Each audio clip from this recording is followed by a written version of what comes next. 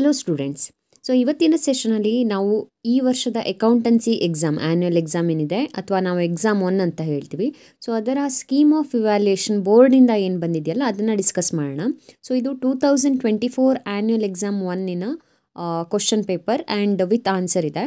ಇದು ಬೋರ್ಡಿಂದ ಸೆಂಡ್ ಮಾಡಿರೋವಂಥ ಆನ್ಸರ್. ಸೊ ಇದರಲ್ಲಿ ಏನು ಕೀ ಆನ್ಸರ್ ಕೊಟ್ಟಿದ್ದಾರೆ, ಯಾವ ರೀತಿಯಾಗಿ ಬರೆದಿದ್ದಾರೆ, ಆ ರೀತಿಯಾಗಿ ಬರೆದ್ರೆ ಖಂಡಿತ ಮಾರ್ಕ್ಸ್ ನಿಮಗೆ ಸಿಗುತ್ತೆ. ಇದರಿಂದ ಆಲ್ರೆಡಿ ಎಕ್ಸಾಮನ್ನು ಬರೆದಿರೋರಿಗೆ ಯಾವ ರೀತಿಯಾಗಿ ಸ್ಕೀಮ್ ಇರುತ್ತೆ, ಹೇಗೆ ಮಾರ್ಕ್ಸ್ ಕೊಡ್ತಾರೆ ಅನ್ನೋದನ್ನು ತಿಳ್ಕೊಳ್ಳಿಕ್ಕೆ ಹೆಲ್ಪ್ ಆದರೆ, ನೆಕ್ಸ್ಟ್ ಇಯರ್ ಬರುವಂಥ ವಿದ್ಯಾರ್ಥಿಗಳಿಗೆ ಯಾವ ರೀತಿಯಾಗಿ ಕ್ವಶನ್ ಪೇಪರಿಗೆ ಆನ್ಸರನ್ನು ಮಾಡಬೇಕು ಅನ್ನೋದನ್ನು ತಿಳ್ಕೊಳ್ಳಿಕ್ಕೆ ಹೆಲ್ಪ್ ಆಗುತ್ತೆ. ಸೊ ವಿಡಿಯೋನ ಪೂರ್ತಿಯಾಗಿ ನೋಡಿ, ಬೋರ್ಡಿನ ಸ್ಕೀಮ್ ಆಫ್ ವ್ಯಾಲ್ಯೂಯೇಷನ್ ಹೇಗೆ ಇರುತ್ತೆ ಅನ್ನೋದನ್ನು ಸರಿಯಾಗಿ ತಿಳ್ಕೊಳ್ಳಿ. And subscribe to accountancy easy learn for more videos. Let start without further delay. ಮೊದಲಿಗೆ ಸೆಕ್ಷನ್ ಎ ಇಂದ ಎಲ್ಲ ಆನ್ಸರ್ಗಳನ್ನು ನೋಡ್ತಾ ಹೋಗೋಣ. ಮೊದಲಿಗೆ ಮಲ್ಟಿಪಲ್ ಚಾಯ್ಸ್ ಕ್ವಶನ್ಸ್ ಅಲ್ವಾ.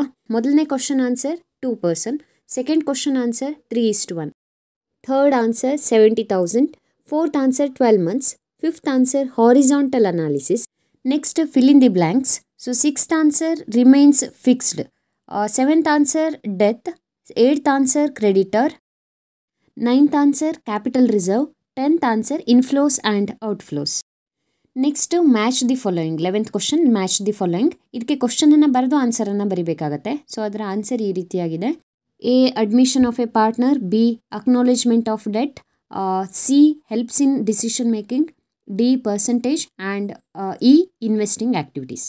ಇನ್ನು ನೆಕ್ಸ್ಟ್ ಅಂದರೆ ಒನ್ ವರ್ಡ್ ಆನ್ಸರ್ಸ್ 5 ಕ್ವಶನ್ಸ್ ಇರುತ್ತೆ. 12th ಒನ್, ಪಾರ್ಟ್ನರ್ಶಿಪ್ ಡಿಸಾಲ್ವ್ ಆಗೋದಕ್ಕೆ ಸರ್ಕಮ್ಸ್ಟೆನ್ಸನ್ನು ಕೇಳಿದ್ದಾರೆ. ಅದಕ್ಕೆ ಬಹಳಷ್ಟು ಸರ್ಕಮ್ಸ್ಟೆನ್ಸ್ ಇದೆ, ಅದರಲ್ಲಿ ನೀವು ಯಾವುದನ್ನು ಬರೆದ್ರೂ ಕೂಡ ಮಾರ್ಕ್ಸನ್ನು ಕೊಡ್ತಾರೆ. ಇದೇ 3ರಲ್ಲಿ ಯಾವುದಾದ್ರೂ ಒಂದು ಬರಿಬೇಕಂತ ಇಲ್ಲ. ನೆಕ್ಸ್ಟ್ 13th ಕ್ವಶನಿಗೆ false is the answer. Means accumulated profit is transfer to only continuing partner ಅಂತ ಇದೆ, ಬಟ್ ಅದು ಆಲ್ ಪಾರ್ಟ್ನರ್ ಆಗಬೇಕಿತ್ತು, ಹಾಗಾಗಿ false. Next difference between dissolution of partnership and partnership firm ಇದೆ. ಇಲ್ಲಿ ಒಂದು ಡಿಫ್ರೆನ್ಸನ್ನು ಮೆನ್ಷನ್ ಮಾಡಿದ್ದಾರೆ. ಇದನ್ನು ಬಿಟ್ಟು ಬೇರೆ ಯಾವುದಾದ್ರೂ ಇದ್ರೂ ಕೂಡ ನೀವು ಬರಿಬೋದು, ಅದಕ್ಕೂ ಮಾರ್ಕ್ಸ್ ಕೊಡ್ತಾರೆ. ಇನ್ನು 15th ಕ್ವಶನ್ ಕರೆಂಟ್ ಅಸೆಟಿಗೆ ಎಕ್ಸಾಂಪಲ್ಸ್. ಇಲ್ಲಿ ಕೊಟ್ಟಿರುವಂಥ 3 ಬಿಟ್ಟು ಬೇರೆ ಯಾವುದೇ ಕರೆಂಟ್ ಅಸೆಟನ್ನು ಎಕ್ಸಾಂಪಲ್ ಆಗಿ ಕೊಟ್ಟಿದ್ರು ನಿಮಗೆ ಮಾರ್ಕ್ಸ್ ಸಿಗುತ್ತೆ.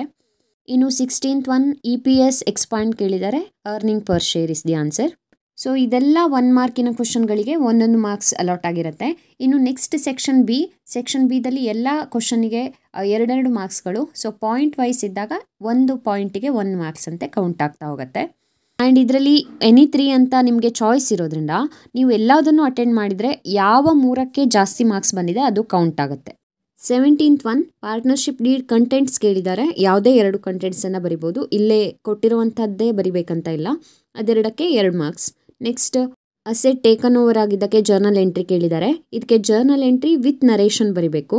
So partners capital account debit to realisation account is the entry, ಅದಕ್ಕೆ ನರೇಷನನ್ನು ಕೂಡ ಬರಿಬೇಕು. ಅದೆರಡರಿಂದ 2 ಮಾರ್ಕ್ಸ್. ಇನ್ನು ನೆಕ್ಸ್ಟ್ 19th ಮತ್ತು 20th ಒನ್ ಮೀನಿಂಗ್ ಕೇಳಿದ್ದಾರೆ. ಇದೆರಡಕ್ಕೂ ಕೂಡ ನಿಮ್ಮ ಓನ್ ಮೀನಿಂಗನ್ನು ಕೂಡ ಬರಿಬೋದು, ಅದರ ಅರ್ಥ ಸರಿಯಾಗಿದ್ದರೆ ಖಂಡಿತ ಮಾರ್ಕ್ಸ್ ಸಿಗುತ್ತೆ. ಇನ್ನು 21st ಕ್ವಶನ್ ಕ್ಯಾಶ್ ಫ್ಲೋ ಸ್ಟೇಟ್ಮೆಂಟಿನ ಯೂಸಸ್ ಕೇಳಿದ್ದಾರೆ. ಯಾವುದೇ 2 ಯೂಸಸನ್ನು ನೀವು ಇಲ್ಲಿ ಬರಿಬೋದು. ಇಲ್ಲಿ 2 ಮೆನ್ಷನ್ ಮಾಡಿದ್ದಾರೆ, ಇದನ್ನು ಬಿಟ್ಟು ಬೇರೆದನ್ನು ಬರೆದ್ರೂ ಕೂಡ ಮಾರ್ಕ್ಸ್ ಸಿಗುತ್ತೆ. ಇನ್ನು ನೆಕ್ಸ್ಟ್ ಅಂದರೆ ಸೆಕ್ಷನ್ ಸಿ 6 ಮಾರ್ಕಿನ ಕ್ವಶನ್ಸ್. ಇದಕ್ಕೆ ಯಾವ್ಯಾವುದಕ್ಕೆ ಎಷ್ಟೆಷ್ಟು ಮಾರ್ಕ್ಸ್ ಅಲೌಟ್ ಆಗುತ್ತೆ ಅನ್ನೋದನ್ನು ನಿಮಗೆ ಕೊನೆಯ ಒಂದು ಕಾಲಮಲ್ಲಿ ಕೊಟ್ಟಿರ್ತಾರೆ. So 22nd one product method. ಇದರಲ್ಲಿ ನೋಡಿ ಆನ್ಸರ್ 1280 ಬಂದಿದೆ.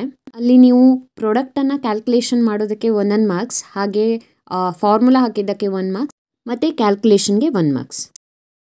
ಇನ್ನು 23rd ಕ್ವಶನ್ ಗೇನ್ ರೇಷಿಯೋ ಮೇಲೆ ಕೇಳಿದ್ದಾರೆ. ಇದರಲ್ಲಿ ಸ್ವಲ್ಪ ಟ್ವಿಸ್ಟ್ ಅಂದರೆ ಓಲ್ಡ್ ರೇಷಿಯೋ ಕೊಟ್ಟಿಲ್ಲ, ಬದಲಾಗಿ ಓಲ್ಡ್ ಶೇರ್ ಕೊಟ್ಟಿದ್ದಾರೆ. ಅಂದರೆ ಡಿನೋಮಿನೇಟರ್ ಸೇಮ್ ಇಲ್ಲ, 1/2, 3/10, 1/5 ಹೀಗೆ ಇದೆ. ಇದನ್ನು ನಾವು ಮೊದಲಿಗೆ ಡಿನೋಮಿನೇಟರ್ ಸೇಮ್ ಮಾಡಿಕೊಂಡು ಮಾಡ್ಬೋದು, ಇಲ್ಲ ಅಂತಂದರೆ ಹಾಗೇ ಶೇರನ್ನು ಹಾಗೇ ತೊಗೊಂಡು ಕೂಡ ಮಾಡ್ಬೋದು. ಹೇಗೆ ಮಾಡಿದರೂ ಆನ್ಸರ್ ಸರಿನೇ ಬರುತ್ತೆ. ಕೆಲವರು LCM ತೊಗೊಳ್ಳುವಾಗ ಮಿಸ್ಟೇಕ್ ಮಾಡಿಕೊಂಡು ಆನ್ಸರನ್ನು ತಪ್ಪಾಗಿ ಮಾಡಿದ್ದೀರಿ, ಬಟ್ ಆನ್ಸರ್ ಈಸ್ 13:7. ಇಲ್ಲಿ ಮೊದಲಿಗೆ ಗಿವನ್ ಇನ್ಫಾರ್ಮೇಷನ್ ಮತ್ತು ಫಾರ್ಮುಲಾ ಬರೆದಿದ್ದಕ್ಕೆ 1 ಮಾರ್ಕ್ಸ್, ಹಾಗೆ ಇಬ್ಬರ ಶೇರಿಗೆ 2 ಮಾರ್ಕ್ಸ್, ಆಮೇಲೆ ಅದನ್ನು ರೇಷಿಯೋಗೆ ಕನ್ವರ್ಟ್ ಮಾಡಿದ್ದಕ್ಕೆ 1 ಮಾರ್ಕ್ಸ್. ಇನ್ನು next 24th question Geeta's executor account ಕೇಳಿದ್ದಾರೆ. ಇಲ್ಲಿ ಕೂಡ ಪ್ರತಿಯೊಂದು ಎಂಟ್ರಿಗೆ 1 ಮಾರ್ಕ್ಸ್. ನೋಡಿ ಗುಡ್ ವಿಲ್ ಟ್ರೀಟ್ಮೆಂಟನ್ನು ಆ್ಯಸ್ ಪರ್ AS 26 ಮಾಡಬೇಕಾಗತ್ತೆ. ಮತ್ತು ಎಕ್ಸಿಕ್ಯೂಟರ್ ಅಕೌಂಟ್ ಇರೋದ್ರಿಂದ ಬ್ಯಾಲೆನ್ಸ್ ಬ್ರಾಟ್ ಡೌನನ್ನು ಗೀತಾಸ್ ಕ್ಯಾಪಿಟಲ್ ಅಕೌಂಟ್ ಅಂತ ಬರಿತೀವಿ. ಹಾಗೆ ಲಾಸ್ಟ್ ಬ್ಯಾಲೆನ್ಸಿಗೆ 2 ಬ್ಯಾಲೆನ್ಸ್ ಕ್ಯಾರಿ ಡೌನ್ ಅಂತ ಬರಿತೀವಿ. So last balance is 1,40,100. So ಎಲ್ಲ ಎಂಟ್ರಿ ಸರಿಯಾಗಿ ಹಾಕಿ ಬ್ಯಾಲೆನ್ಸನ್ನು ಸರಿಯಾಗಿ ಮಾಡಿದರೆ ಟೋಟಲ್ 6 ಮಾರ್ಕ್ ನಿಮಗೆ ಸಿಗುತ್ತೆ. ಇನ್ನು next 25th question, P&L statement of the company ಕೇಳಿದ್ದಾರೆ. ಸೊ ಇದರಲ್ಲಿ ಮೋಸ್ಟ್ ಇಂಪಾರ್ಟೆಂಟ್ ಅಂದರೆ ನೋಟ್ಸ್ ಟು ಅಕೌಂಟ್ ಪ್ರಿಪರೇಷನ್. ಇಲ್ಲಿ ಪ್ರತಿಯೊಂದು ನೋಟಿಗೆ ಒಂದೊಂದು ಮಾರ್ಕ್ಸ್ ಇರುತ್ತೆ. ನೀವು ಸುಮ್ಮನೆ ವರ್ಕಿಂಗ್ ನೋಟ್ ಹಾಗೆ ಬರೆದಿದ್ದರೆ ಮಾರ್ಕ್ಸ್ ಕೊಡಲ್ಲ. ಈ ರೀತಿ ಫಾರ್ಮ್ಯಾಟ್ ಹಾಕಿನೇ ನೋಟ್ಸ್ ಟು ಅಕೌಂಟ್ ತೋರಿಸ್ಬೇಕಾಗತ್ತೆ. ಹಾಗೆ ಎಲ್ಲ ಟ್ಯಾಕ್ಸ್ ಕ್ಯಾಲ್ಕುಲೇಷನಿಂದ ಹಿಡಿದು ಎಲ್ಲದೂ ಸರಿಯಾಗಿ ಮಾಡಿದರೆ ಮಾತ್ರ ನಿಮಗೆ ಟೋಟಲ್ ಆಗಿ 6 ಮಾರ್ಕ್ ಬರುತ್ತೆ. ಇಲ್ಲಿ profit before tax 5 lakh, tax 1,50,000 and profit after tax 3,50,000. So 4 marks for format, 2 marks for notes to account. Next 26th question, cash flow statement ಮೇಲೆ ಕ್ವಶನನ್ನು ಕೇಳಿದ್ದಾರೆ.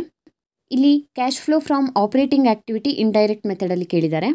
ಸೊ ಇವರು ಇಲ್ಲಿ ಒಂದು ರೀತಿಯ ಮೆಥಡಲ್ಲಿ ಮಾಡಿದ್ದಾರೆ. ಇದೇ ರೀತಿ ಮಾಡಬೇಕಂತ ಇಲ್ಲ, ನಿಮ್ಮ ಫಾರ್ಮ್ಯಾಟ್ ಬೇರೆ ರೀತಿಯಾಗಿದ್ದರೆ, ಅಂದರೆ ಈ ರೀತಿ ಪ್ಲಸ್ ಮೈನಸನ್ನು ಕಾಲಮಲ್ಲಿ ಹಾಕದೆ ಸುಮ್ಮನೆ ಹಿಂದ್ಗಡೆನೂ ಹಾಕಿ ಮಾಡ್ಬೋದು.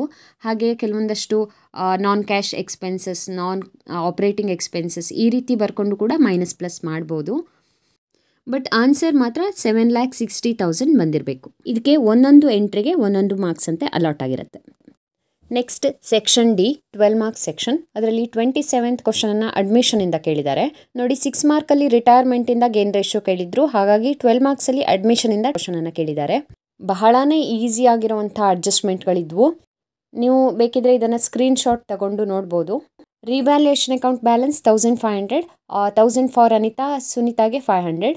ಹಾಗೆ partners capital account balance 10,300, 71,500 and 40,000. And balance sheet total 2,37,200. ಇಲ್ಲಿ ಮಾರ್ಕ್ಸ್ ಅಲಾಟ್ಮೆಂಟ್ ಹೇಗಪ್ಪ ಅಂದರೆ, ರಿವ್ಯಾಲ್ಯೂಯೇಷನ್ ಅಕೌಂಟ್ಗೆ 3 marks, partners capital account correct ಆಗಿದ್ದರೆ 5 ಮಾರ್ಕ್ಸ್, ಹಾಗೆ ನ್ಯೂ ಬ್ಯಾಲೆನ್ಸ್ ಶೀಟ್ ಕರೆಕ್ಟ್ ಆಗಿದ್ದರೆ 4 ಮಾರ್ಕ್ಸ್. ನೋಡಿ ಅವರಿಲ್ಲಿ ಕ್ಯಾಶ್ ಅಕೌಂಟನ್ನು ಹಾಕಿಲ್ಲ, ಬದಲಾಗಿ ಬ್ಯಾಲೆನ್ಸ್ ಶೀಟಲ್ಲಿನೇ ಕ್ಯಾಶಲ್ಲಿ ಅಡ್ಜಸ್ಟ್ಮೆಂಟ್ ತೋರಿಸಿದ್ದಾರೆ. ಸೊ ನೀವು ಎರಡೂ ರೀತಿ ಮಾಡ್ಬೋದು, ಕ್ಯಾಶ್ ಅಕೌಂಟ್ ಹಾಕಿನೂ ತೋರಿಸ್ಬೋದು ಅಥವಾ ಹಾಕದೇನೂ ಈ ರೀತಿಯಾಗಿ ಅಡ್ಜಸ್ಟ್ಮೆಂಟ್ಗಳಲ್ಲಿ ತೋರಿಸ್ಬೋದು. ಸೊ ಅದಕ್ಕೆ ಎಕ್ಸ್ಟ್ರಾ ಮಾರ್ಕ್ಸ್ ಅಂತ ಇರೋದಿಲ್ಲ. ಸೊ ಇದು ಅಡ್ಮಿಷನ್ ಪ್ರಾಬ್ಲಮ್ಗೆ solution. Next 28th question, dissolution ಮೇಲೆ ಕೇಳಿದ್ದಾರೆ. ಇಲ್ಲಿ ಸ್ಕೀಮ್ ಆಫ್ ವ್ಯಾಲ್ಯೂಯೇಷನಲ್ಲಿ 8 ಅಂತ ಆಗಿಬಿಟ್ಟಿದೆ, ದಟ್ ಈಸ್ 28 ಅಂತ ಆಗಬೇಕು. ಕ್ವಶನ್ ಭಾಳನೇ ಈಸಿ ಆಗಿದೆ. ಇಲ್ಲಿ ಅಸೆಟ್ ರಿಯಲೈಸ್ಡ್ ವ್ಯಾಲ್ಯೂ ಕೊಟ್ಬಿಟ್ಟಿದ್ದಾರೆ, ಹಾಗೆ ಫರ್ನಿಚರ್ ಟೇಕನ್ ಓವರ್ ಅಂತ ಕೊಟ್ಟಿದ್ರು, ಹಾಗೆ ಲ್ಯಾಬಿಲಿಟೀಸ್ ಪೇಯ್ಡ್ ಇನ್ ಫುಲ್ ಅಂತ ಇತ್ತು ಅಡ್ಜಸ್ಟ್ಮೆಂಟಲ್ಲಿ. ಇದರಲ್ಲಿ realisation account balance debit balance ಬರ್ತಾ ಇದೆ, ಅಂದರೆ ಲಾಸ್ ಆಗಿದೆ, ಡೆಬಿಟ್ ಸೈಡ್ ಜಾಸ್ತಿ ಇದೆ, ಹಾಗಾಗಿ ಕ್ರೆಡಿಟಲ್ಲಿ ನಾವು ಟ್ರಾನ್ಸ್ಫರ್ ಮಾಡ್ತೀವಿ. ಸೊ ಕ್ರೆಡಿಟ್ ಸೈಡಲ್ಲಿ ಶಿಲ್ಪ 8,000, ಅಮೃತ 8,000, ಟೋಟಲ್ ಆಗಿ 16,000 ಬ್ಯಾಲೆನ್ಸ್ ಬಂದಿದೆ, ಟ್ರಾನ್ಸ್ಫರ್ ಆಗ್ತಾ ಇದೆ. And partners capital account balance 60,000 ಮತ್ತು 72,000, ಅದನ್ನು ನಾವು ಬ್ಯಾಂಕ್ ಅಕೌಂಟಿಗೆ ಟ್ರಾನ್ಸ್ಫರ್ ಮಾಡ್ತೀವಿ. ಅಲ್ಲಿ ಬ್ಯಾಲೆನ್ಸ್ ಕ್ಯಾರಿ ಡೌನ್ ಅಂತ ಬರೆಯೋದಿಲ್ಲ, ಸೊ ಬ್ಯಾಂಕ್ ಅಕೌಂಟಿಗೆ ಟ್ರಾನ್ಸ್ಫರ್ ಆಗುತ್ತೆ. ಆ್ಯಂಡ್ ಬ್ಯಾಂಕ್ ಅಕೌಂಟ್ ಟ್ಯಾಲಿ ಆಗಬೇಕಲ್ವಾ, so bank account total 2,15,000 both side. ಇದರಲ್ಲಿ ರಿಯಲೈಸೇಷನ್ ಅಕೌಂಟಿಗೆ 6 ಮಾರ್ಕ್, ಹಾಗೆ ಪಾರ್ಟ್ನರ್ಸ್ ಕ್ಯಾಪಿಟಲ್ ಅಕೌಂಟಿಗೆ 3 ಮಾರ್ಕ್ಸ್, ಹಾಗೆ ಬ್ಯಾಂಕ್ ಅಕೌಂಟಿಗೆ 3 ಮಾರ್ಕ್ಸ್ ಅಲಾಟ್ ಆಗಿರುತ್ತೆ. ಸೊ ಪೂರ್ತಿಯಾಗಿ ಸರಿಯಾಗಿ ಮಾಡಿದರೆ ಎಲ್ಲದಕ್ಕೂ ಫುಲ್ ಮಾರ್ಕ್ಸ್ ನಿಮಗೆ ಸಿಗುತ್ತೆ. Next question, 29th one, issue of shares ಮೇಲೆ ಕೇಳಿದ್ದಾರೆ ಅಲ್ವಾ. ಸೊ ಇದರಲ್ಲಿ ಪ್ರೀಮಿಯಂ ಕೇಸನ್ನು ಕೇಳಿದರು. ಸೊ ಪ್ರೀಮಿಯಂ ಕೇಸಲ್ಲಿ ಒಂದು ಎಂಟ್ರಿ ಮಾತ್ರ ಚೇಂಜಸ್ ಆಗುತ್ತೆ. ಥರ್ಡ್ ಎಂಟ್ರಿಲಿ ಸೆಕ್ಯೂರಿಟಿ ಪ್ರೀಮಿಯಂ ರಿಸರ್ವ್ ಅಕೌಂಟ್ ಅಂತ ಬರಬೇಕು. ಸೊ ಆ ರೀತಿ ಬರೆದ್ರೆ ಆ ರಿಸರ್ವ್ ಅನ್ನೋದನ್ನು ಸೇರಿಸಬೇಕು, ಇಲ್ಲ ಅಂತಂದರೆ ಅಲ್ಲಿ ಮಾರ್ಕ್ಸನ್ನು ಕಟ್ ಮಾಡ್ಬೋದು. ನೋಡಿ ಎಲ್ಲ ಕಂಪೌಂಡ್ ಎಂಟ್ರೀಸ್ಗಳಿಗೆ 2 ಮಾರ್ಕ್ಸ್, ಹಾಗೆ ಎಲ್ಲ ಸಿಂಪಲ್ ಎಂಟ್ರೀಸ್ಗಳಿಗೆ 1 ಮಾರ್ಕ್ಸ್ ಅಲಾಟ್ ಆಗಿರುತ್ತೆ ಇದರಲ್ಲಿ. ಹಾಗೆ ಲಾಸ್ಟಲ್ಲಿ ನಾವು ಟೋಟಲ್ ಕೂಡ ಬರಿಬೇಕಾಗತ್ತೆ, ಮೇಲ್ಗಡೆ ಹೆಡಿಂಗ್ ಕೂಡ ಇಂಪಾರ್ಟೆಂಟ್, LF ಕಾಲಮ್ ಕೂಡ ಇಂಪಾರ್ಟೆಂಟ್. ಸೊ ಇಷ್ಟನ್ನು ಇದೇ ರೀತಿಯಾಗಿ ಕರೆಕ್ಟಾಗಿ ನೀವು ಎಂಟ್ರಿ ಹಾಕಿದರೆ ನಿಮಗೆ ಖಂಡಿತವಾಗಿ ಇದರಲ್ಲಿ 12 ಮಾರ್ಕ್ಸ್ ಬರುತ್ತೆ. ಆ್ಯಂಡ್ ಇದರಲ್ಲಿ ನರೇಷನ್ ಕೂಡ ಇಂಪಾರ್ಟೆಂಟ್ ಆಗಿರುತ್ತೆ. ನರೇಷನ್, ಎಂಟ್ರೀಸ್, ಅಮೌಂಟ್ ಎಲ್ಲದನ್ನು ಕೂಡ ನೀವು ಕರೆಕ್ಟಾಗಿ ಬರಿಬೇಕು. ಹಾಗೆ ಡೇಟ್ ಕಾಲಮನ್ನು ಹಾಕಬೇಕು. ಡೇಟ್ ಕಾಲಮಲ್ಲಿ ನೀವು ಬೇಕಿದ್ರೆ ಸೀರಿಯಲ್ ನಂಬರನ್ನು ಬರಿಬೋದು. ಇದಿಷ್ಟು ಪರ್ಫೆಕ್ಟ್ ಆಗಿದ್ದರೆ ಮಾತ್ರ ಫುಲ್ ಮಾರ್ಕ್ಸ್ ಬರುತ್ತೆ. ಸೊ ಇನ್ನು ನೆಕ್ಸ್ಟ್ ಕ್ವಶನ್ಗೆ ಹೋಗೋಣ. 30th question, issue of debentures ಮೇಲೆ ಇದೆ.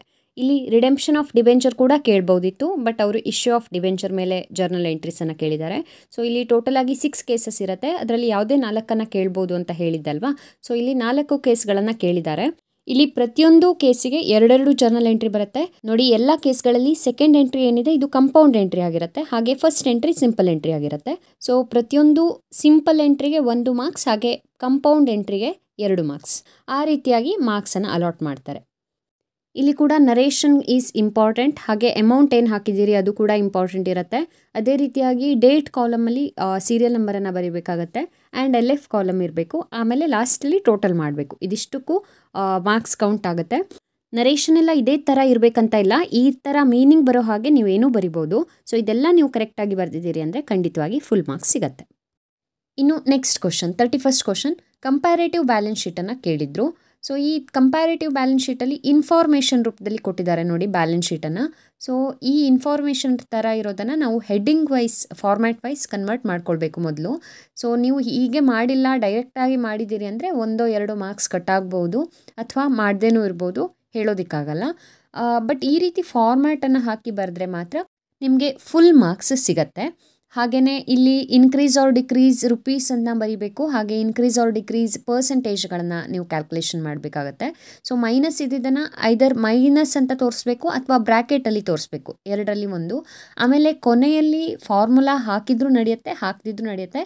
ಬಟ್ ಕೆಲವರು ಹಾಕಿಲ್ಲ ಅಂತಂದರೆ ಕಟ್ ಮಾಡ್ತಾರೆ. ಬಟ್ ಸ್ಕೀಮಲ್ಲಿ ಆ ಫಾರ್ಮುಲಾ ಇಲ್ಲದೆ ಇರೋದ್ರಿಂದ ನೀವು ಕೂಡ ಲಾಸ್ಟಲ್ಲಿ ಫಾರ್ಮುಲಾ ತೋರಿಸಿಲ್ಲ ಅಂತಂದ್ರೂ ಮಾರ್ಕ್ಸನ್ನು ಕೊಡ್ತಾರೆ. ಸೊ ಇಲ್ಲಿ ಲ್ಯಾಬಿಲಿಟಿ ಸೈಡಿಗೆ 6 ಮಾರ್ಕ್ಸ್, ಹಾಗೆ ಅಸೆಟ್ ಸೈಡಿಗೆ 6 ಮಾರ್ಕ್ಸ್, ಎಲ್ಲ ಕ್ಯಾಲ್ಕುಲೇಷನ್ ಇನ್ಕ್ಲೂಡ್ ಆಗಿರುತ್ತೆ. ಹಾಗೆ ಫಾರ್ಮ್ಯಾಟ್ ಕೂಡ ಇನ್ಕ್ಲೂಡ್ ಆಗಿ ಮಾರ್ಕ್ಸನ್ನು ಅಲಾಟ್ ಮಾಡಿರ್ತಾರೆ. ಇನ್ನು next question 32nd question on ratio analysis. So ratio ಅನಾಲಿಸಿಸಲ್ಲಿ ಟೋಟಲ್ ಆಗಿ 6 ರೇಷಿಯೋಗಳನ್ನು ಕೇಳಿಸ್ತಾರಲ್ವಾ. ಸೊ ಈ ಪ್ರತಿಯೊಂದು ರೇಷಿಯೋಗೆ 2 ಮಾರ್ಕ್ಸ್ ಅಲಾಟ್ ಆಗಿರುತ್ತೆ. ನೀವು ಸುಮ್ಮನೆ ಫಾರ್ಮುಲಾ ಬರೆದಿದ್ದೀರಿ ಅಂದರೆ ಮಾರ್ಕ್ಸ್ ಕೊಡೋದಿಲ್ಲ. ಏನೋ ಒಂದು ಕ್ಯಾಲ್ಕುಲೇಷನ್ ಮಾಡಿದ್ದೀರಿ, ಬಟ್ ಆ ಕ್ಯಾಲ್ಕುಲೇಷನ್ ತಪ್ಪಿದೆ, ಫಾರ್ಮುಲಾ ಸರಿ ಇದೆ ಅಂದರೆ ಅದಕ್ಕೆ 1 ಅಂಕ ಸಿಗುತ್ತೆ. ಆ್ಯಂಡ್ ಈ ಸಲದ ಎಕ್ಸಾಮಲ್ಲಂತೂ ಭಾಳ ಈಸಿಯಾಗಿ ಕೇಳಿದರು. ಸೊ ಮೊದಲನೇದು ಇನ್ವೆಂಟರಿ ಟರ್ನ್ ಓವರ್ ರೇಷಿಯೋಗೆ ಆನ್ಸರ್ ಈಸ್ 5 ಟೈಮ್ಸಲ್ಲಿ ಅದನ್ನು ರೆಪ್ರೆಸೆಂಟ್ ಮಾಡಬೇಕಾಗತ್ತೆ. ಹಾಗೆ ಟ್ರೇಡ್ ರಿಸೀವೇಬಲ್ ಟರ್ನ್ ಓವರ್ ರೇಷಿಯೋಗೆ ಆನ್ಸರ್ 4 ಟೈಮ್ಸ್, ಹಾಗೆ ಟ್ರೇಡ್ ಪೇಯೇಬಲ್ ಟರ್ನ್ ಓವರ್ ರೇಷಿಯೋಗೆ ಆನ್ಸರ್ 5 ಟೈಮ್ಸ್. ಇದೆಲ್ಲ ಕೂಡ ಟೈಮ್ಸಲ್ಲಿ ರಿಪ್ರೆಸೆಂಟ್ ಆಗುತ್ತೆ.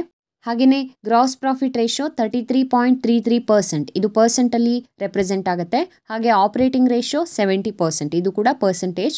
ಹಾಗೆ ನೆಟ್ ಪ್ರಾಫಿಟ್ ರೇಷಿಯೋ 20%, ಇದು ಕೂಡ ಪರ್ಸೆಂಟೇಜಲ್ಲಿ. ಸೊ ಈ ರೀತಿಯಾಗಿ ಪ್ರತಿಯೊಂದು ರೇಷಿಯೋಗೆ 2 ಮಾರ್ಕ್ಸ್ಗಳಂತೆ 6 ರೇಷಿಯೋಗಳಿಂದ 12 ಮಾರ್ಕ್ಸ್ ಇದಕ್ಕೆ ಅಲಾಟ್ ಆಗಿರುತ್ತೆ.